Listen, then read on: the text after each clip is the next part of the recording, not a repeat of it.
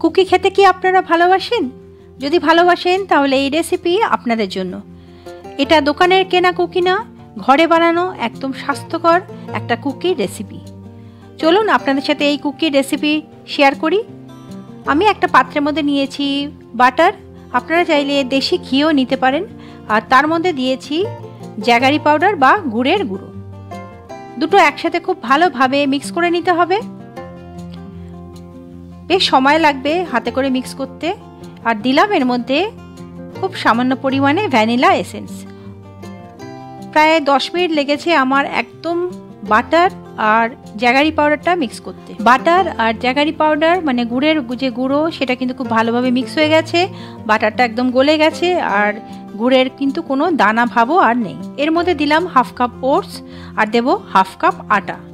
আজকে আমি কোনো ময়দা ব্যবহার করিনি, একদম স্বাস্থ্যকরভাবে বানাচ্ছি। এবার চামচে করে একটু মিক্স করে নিচ্ছি।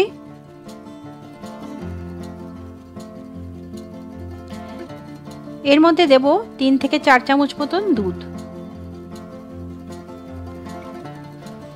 এটা রুটি বা পরোটা যে আটাটা আমরা মাখি সেরকমভাবে চেপে চেপে কিন্তু এটা মাখা যাবে না। দিলাম এর মধ্যে 1/4 চা চামচ বেকিং পাউডার আর 1/4 চা চামচ বেকিং সোডা। আবারও হাতে করে আলগা করে আমি মিশিয়ে নেব, যেন মোটামুটি জড়ো হয়ে যায়, তাহলেই কিন্তু এটা হবে। একদম মসৃণ যে আটা আমরা মাখি রুটির জন্য বা লুচির জন্য সেরকমভাবে কিন্তু মাখতে হবে না। এর মধ্যে দিলাম হাফ কাপ মতন চকলেটের টুকরো। আপনাদের কাছে চকো চিপস থাকলে চকো চিপও দিতে পারেন।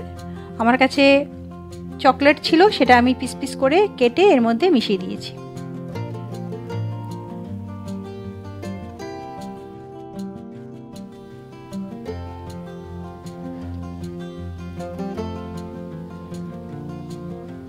ডোটা রেডি হয়ে গেছে।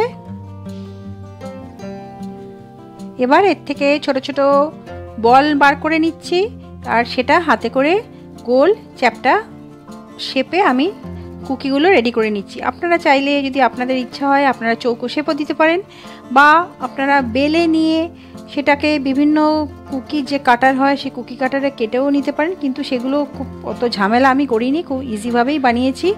জাস্ট গোল করে হাতে চ্যাপ্টা করে শেপ দিয়ে নিয়েছি।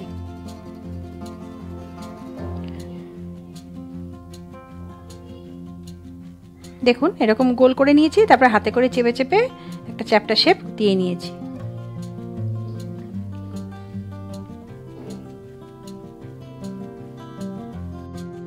এবার একটা অ্যালুমিনিয়াম থালার মধ্যে আমি একটা গোল কাগজ কেটে তার মধ্যে একটু ঘি ব্রাশ করে নিয়েছি। তার মধ্যে কুকিগুলো বসিয়ে 180 ডিগ্রি সেন্টিগ্রেডে 25 থেকে 30 মিনিট মতন সময় লেগেছে আমার মাইক্রোওয়েভে বেক করতে।